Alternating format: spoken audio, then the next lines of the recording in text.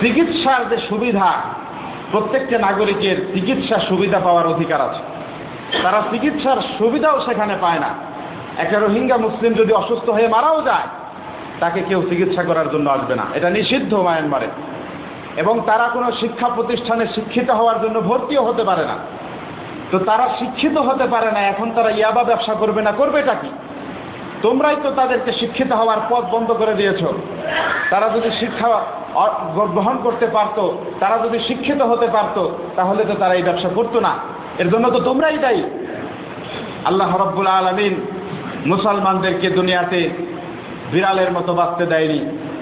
আল্লাহ রাব্বুল আলামিন বলেছেন, মুসলমানদের জন্য আমি আল্লাহ পাক এই পৃথিবীকে টিকিয়ে রেখেছি। সহিহ হাদিস, আল্লাহ রাসূল বলেন, কিয়ামত ততক্ষণ পর্যন্ত হবে না যতক্ষণ পর্যন্ত এই পৃথিবীতে একজন মুসলমান, আল্লাহ আল্লাহ বলনেওয়ালা একজন মুসলমান যতদিন পৃথিবীতে থাকবে, আল্লাহ পাক একজন লোকের উসিলায় পুরা দুনিয়াকে কায়েম রাখবেন। বলেন সুবহানাল্লাহ। আল্লাহ রাব্বুল আলামিন, আল্লাহ রাসূল সাল্লাল্লাহু আলাইহি ওয়াসাল্লাম বলেন, লা তাকুমুস সাআহ হাত্তা ইউকালা ফিল আরদি আল্লাহ আল্লাহ। যতদিন পর্যন্ত এই পৃথিবীতে আল্লাহ আল্লাহ বলনেওয়ালা একজন মুসলমান বাকি থাকবে, আমি আল্লাহ রাব্বুল আলামিন কিয়ামত কায়েম করব না। বলেন সুবহানাল্লাহ। মুসলমানদের উসিলায় আজকে দুনিয়া টিকে আছে, মুসলমানদের উসিলায় দুনিয়া টিকে আছে। সেই মুসলমানদেরকে হত্যা করা হচ্ছে নির্বিচারে, বিচার বহির্ভূত হত্যা। এটা কোনো আইনে সমর্থন করে না, ইসলামও সমর্থন করে না। আপনার কোনো অপরাধী যদি থেকে থাকে রোহিঙ্গাদের মধ্যে, আপনি তদন্ত করুন, যারা অপরাধী তাদেরকে শাস্তি দিন, আমরাও চাই। কিন্তু পাইকারি দরে গণহারে আপনি হত্যা করছেন, এটা আপনাকে দেওয়া হবে না। এই অধিকার কোনো আইন আপনাকে দেবে না, ঠিক কিনা বলেন? আল্লাহ রাব্বুল আলামিন এই জন্য আমাদের সকলকে সংযত হতে হবে এবং আমাদেরকে, আমাদের যে দায়িত্ব, কোরআনের আয়াতে আল্লাহ রাব্বুল আলামিন যেটা বলেছেন, মা যাহারাল ফাসাদু ফিল বাররি ওয়াল বাহরি বিমা কাসাবাত আইদিন নাস। জলে এবং স্থলে যত বিপদ আপদ দেখা দেয়, এটা তোমাদের হাতের কামাই। তোমরা যখন গুনাহ করতে থাকো, তখন আমি আল্লাহ পাক বিপদ দিয়ে থাকি। এখন কোনো অপরাধের কারণে যদি মায়ানমারের মুসলমানরা নির্যাতিত হয়ে থাকে, আমাদের শিক্ষা গ্রহণের ব্যাপার, আমরা আল্লাহ পাকের হুকুম আহকাম ঠিকমতো পালন করব। আল্লাহ পাকের বিরুদ্ধে কোনো আইন আমরা করব না। এবং আল্লাহ রাব্বুল আলামিন যে সমস্ত বিধান আমাদেরকে দিয়েছেন, এই সমস্ত বিধান আমরা পরিপূর্ণভাবে, সুষ্ঠুভাবে যখন আমরা পালন করব, আল্লাহ পাকের পক্ষ থেকে রহমত নাজিল হবে। বলেন সুবহানাল্লাহ। সূরা আরাফের 96 নম্বর আয়াত, আল্লাহ রাব্বুল আলামিন ইরশাদ করেন, ওয়ালাউ আন্না আহলাল কুরা আমানু ওয়াত্তাকাউ লাফাতাহনা আলাইহিম বারাকাতিম মিনাস সামাই ওয়াল আরদ। আল্লাহ রাব্বুল আলামিন বলেন, তোমরা যদি আল্লাহর হুকুম ঠিকমতো পালন করতে পারো, তোমরা যদি আল্লাহ পাকের হুকুম আহকাম পালন করে আল্লাহকে ভয় করার নীতি যদি অবলম্বন করতে পারো, আল্লাহ রাব্বুল আলামিন বলেন, আকাশ এবং জমিনের সমস্ত বরকতের দরজা আমি আল্লাহ তোমাদের জন্য খুলে দেব। বলেন সুবহানাল্লাহ। আল্লাহকে ভয় করার নীতি আমাদেরকে অবলম্বন করতে হবে, আমাদেরকে শিক্ষা গ্রহণ করতে হবে। জাগা জি লাগানে কে লিয়ে এই দুনিয়া নেহি হ্যায়।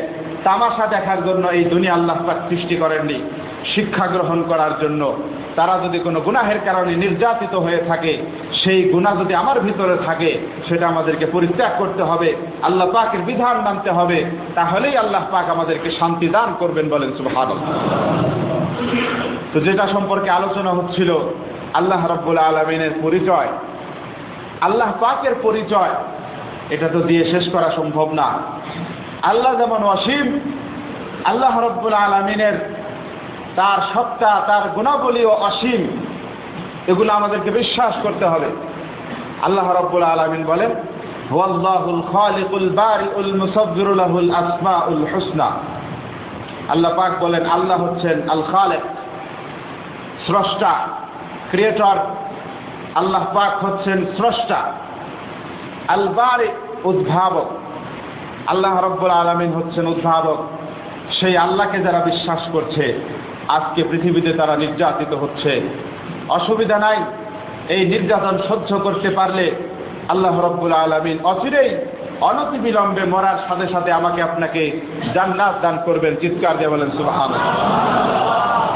এই সুন্দর জান্নাত আল্লাহ পাক আমাদেরকে দান করবেন। আল্লাহ পাক হচ্ছেন খালেক, সব কিছুকে সৃষ্টি করেছেন আল্লাহ পাক, এবং কোনো উপকরণ ছাড়া দুনিয়াতে আমরা যেটাই বানাই না কেন, আমরা একটা জামা যদি বানাই, একটা পাঞ্জাবি যদি কেউ বানায়, তাহলে কাপড় ছাড়া কেউ পাঞ্জাবি বানাতে পারবে? পারবে না। কেউ যদি বিমান বানাতে চায় তাহলে সেখানে ম্যাটেরিয়ালস লাগবে। মূল উপাদান ছাড়া কেউ বিমান তৈরি করতে পারবে না। এরপরে কেউ যদি একটা বিল্ডিং বানাতে চায়, সেই বিল্ডিং এর মধ্যে মূল উপাদান লাগবে, ইট লাগবে, বালু লাগবে, সিমেন্ট লাগবে, রড লাগবে, পানিও লাগবে। কিন্তু আল্লাহ পাক বলেন, বান্দা, আমি যদি কোনো কিছু সৃষ্টি করতে চাই, আমার কোনো মূল উপাদান লাগে না, কোনো ম্যাটেরিয়াল, কোনো মূল উপাদান ছাড়া আমি আল্লাহ পাক সব কিছু সৃষ্টি করেছি। বলেন সুবহানাল্লাহ। আল্লাহুল খালিকুল বারিউল, আল বারি মানে উদ্ভাবক, কোনো মডেল ছাড়া সৃষ্টি করা। আল্লাহ পাক মানুষ সৃষ্টি করেছেন কোনো মডেল ছাড়া। আগে কোনো মানুষ ছিল না। মডেল ছাড়া, নমুনা ছাড়া আল্লাহ পাক 7 আকাশ 7 জমিন সৃষ্টি করেছেন। বলেন সুবহানাল্লাহ।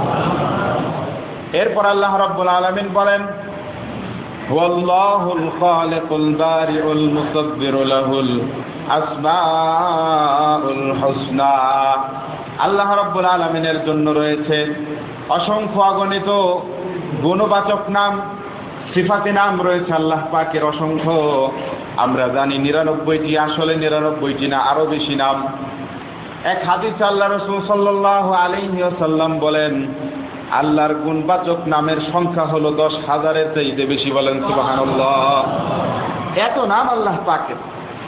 তো আল্লাহর নামের মধ্যে একটা নাম হলো রাজ্জাক। রাজ্জাক এটা আল্লাহ পাকের নাম। এবং এখানে অপ্রাসঙ্গিকভাবে আরেকটি কথা আমাকে বলতে হচ্ছে, আমাদের অনেকের নাম আছে আব্দুর রাজ্জাক। তো সেখানে শুধু রাজ্জাক বলাটা ঠিক না, আব্দুর রাজ্জাক পরিপূর্ণ নাম বলতে হবে। কারণ আপনি যদি শুধু রাজ্জাক বলেন তাহলে সে তো আল্লাহ হয়ে গেল। রাজ্জাক নামটা কেবলমাত্র কার? আল্লাহর নাম এটা। তো কারো নাম যদি আব্দুর রাজ্জাক হয় তাহলে তাকে আব্দুর রাজ্জাক বলেই ডাকতে হবে। শুধু রাজ্জাক যদি বলেন, এই রাজ্জাক ভাই এদিকে আসেন, তার মানে এই আল্লাহ ভাই এদিকে আসেন। আল্লাহ কি আপনার ভাই? আল্লাহ তো আল্লাহই। নাম পরিপূর্ণভাবে আমরা ডাকার চেষ্টা করব। রাজ্জাক একমাত্র আল্লাহ পাক। রাজ্জাক মানে হচ্ছে যিনি খাওয়ান। পৃথিবীর সমস্ত মানুষ, মানব দানব, এরপরে যত প্রাণী দুনিয়াতে রয়েছে, সমস্ত প্রাণীর খাবারের ব্যবস্থা একমাত্র আল্লাহ পাক করেন। বলেন সুবহানাল্লাহ।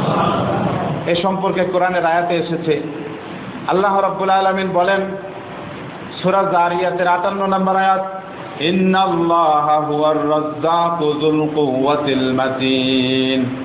আল্লাহ পাক বলেন, নিশ্চয়ই আমি আল্লাহ রাজ্জাক, জীবিকা দানকারী, যুল কুওয়াতিল মাতিন। এবং আল্লাহ পাক হচ্ছেন শক্তিশালী, অত্যন্ত শক্তিশালী। আল্লাহর চাইতে বড় কোনো শক্তিশালী আকাশেও নাই, জমিনেও নাই। চিৎকার দিয়ে বলেন সুবহানাল্লাহ। এবং অন্য আয়াতে আল্লাহ রাব্বুল আলামিন বলেন সূরা হুদের 6 নম্বর আয়াত, ওয়ামা মিন দাব্বাতিন ফিল আরদি ইল্লা আলাল্লাহি রিজকুহা। এই পৃথিবীতে যত প্রাণী রয়েছে, যত মাখলুক রয়েছে, সমস্ত মাখলুককে আল্লাহ রাব্বুল আলামিন রিজিকের ব্যবস্থা করেন। বলেন সুবহানাল্লাহ। সবাইকে রিজিক দেন কে? আল্লাহর নাম নিতে কি শরম করে নাকি? একটু জোরে বলেন। আল্লাহ রাব্বুল আলামিন সবাইকে রিজিক দান করেন। এবং হাদিস শরীফ আল্লাহ রাসূল বলেন, আর রিজকু মাকসুম, রিজিক হচ্ছে বণ্টিত। মান কানা লাহু ফি রিজকিন, মান কানা লাহু রিজকুন ফি রাসি জাবালিন আও হাদিদিন ইয়াতি বিহিল্লাহ। যার রিজিক যেখানে আছে সেখান থেকে রিজিক অবশ্যই আসবে। আপনি যেখানেই থাকুন না কেন, আপনার রিজিক আপনার কাছে আসবে। আপনি একটা ইলিশ মাছ বাজার থেকে কিনে আনলেন, চিন্তা করে দেখুন এই ইলিশ মাছ এটা কোথায় ছিল? আপনি যে ঢাকায় বসবাস করছেন, এই ঢাকা থেকে শত শত মাইল দূরে নদী, নদীর ভেতরে ইলিশ মাছ রয়েছে এবং ইলিশ মাছের কোন টুকরা আপনি খাবেন সেটার মধ্যে আপনার নাম লেখা আছে, বলেন সুবহানাল্লাহ। কোন টুকরা আপনি খাবেন সেটার মধ্যে আপনার নাম লেখা আছে। আপনি দেশি মুরগি খাবেন না গরু খাবেন, গরুটা ইন্ডিয়া থেকে আসবে না কোত্থেকে আসবে, সেই প্রত্যেকটা গোস্তের টুকরার মধ্যে আপনার নাম লেখা আছে, আপনাকে রিজিক অনুসন্ধান করছে, বলেন সুবহানাল্লাহ। এবং কোরআনের আয়াতে এসেছে ফিস সামাই রিজকুকুম, তোমাদের রিজিক হচ্ছে আকাশে। আমরা সবাই তো খাওয়া দাওয়া করি কম বেশি, মানুষ আর কতটুকু খায়? মানুষ এভারেজে প্রত্যেকটা মানুষ দৈনিক 4 পাউন্ড খাবার খায়, 2 কেজি কম বেশি আছে এভারেজ। গড়ে প্রত্যেকটা মানুষ 2 কেজি করে খাবার খায়।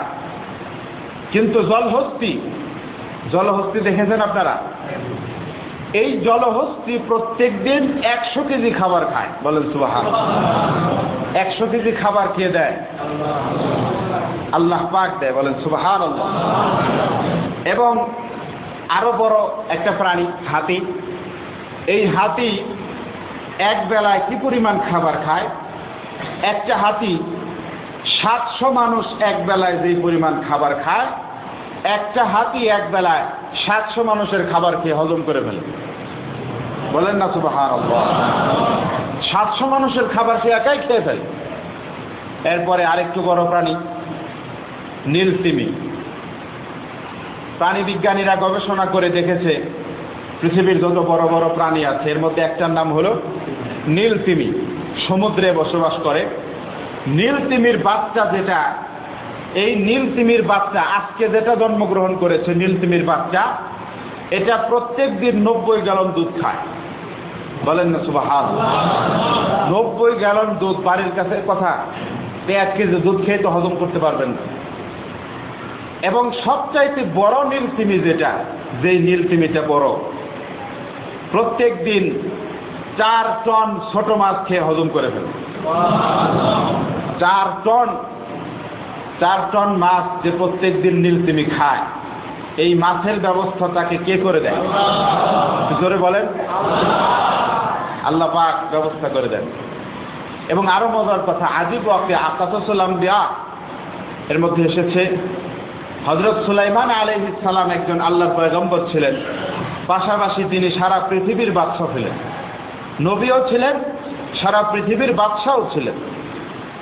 এবং তার মতো বাদশা কিয়ামত পর্যন্ত আর কেউ হবে না। সারা পৃথিবীর বাদশা এখন কেউ আছে? সারা পৃথিবীর বাদশা কেউ নাই, এক একজন এক এক দেশের বাদশা। কিন্তু হযরত সুলাইমান আলাইহিস সালাম সারা পৃথিবীর বাদশা ছিলেন, শুধু মানুষ নয়, জিনদের বাদশাও তিনি ছিলেন, বলেন সুবহানাল্লাহ। এবং তিনি সমস্ত মাখলুকের ভাষা বুঝতেন। আল্লাহ রাব্বুল আলামিন কোরআনে কারীমের মধ্যে ইরশাদ করেন, সূরা নামলের 16 নম্বর আয়াত, ওয়া উল্লিমনা মানতিকাত তাইর। হযরত সুলাইমান আলাইহিস সালাম এমন একজন বাদশা ছিলেন, পৃথিবীর সমস্ত মাখলুকের ভাষা তিনি বুঝতেন। গরু হাম্বা হাম্বা করে কি বলতে চায়, ছাগল ব্যা ব্যা করে কি বলতে চায়, কুকুর ঘেউ ঘেউ করে কি বলতে চায়, বিড়াল মেও মেও করে কি বলতে চায়, সবকিছু হযরত সুলাইমান বুঝতে পারতেন, বলেন সুবহানাল্লাহ। এমন কোন বাদশা বাংলাদেশে বা পৃথিবীতে আছে যেই বাদশা গরুর ভাষা বুঝে? আছে এরকম বাদশা? এরকম কোন প্রধানমন্ত্রী খুঁজে পাওয়া যাবে না যেই প্রধানমন্ত্রী বিড়ালের ভাষা বুঝে। আছে এরকম প্রধানমন্ত্রী?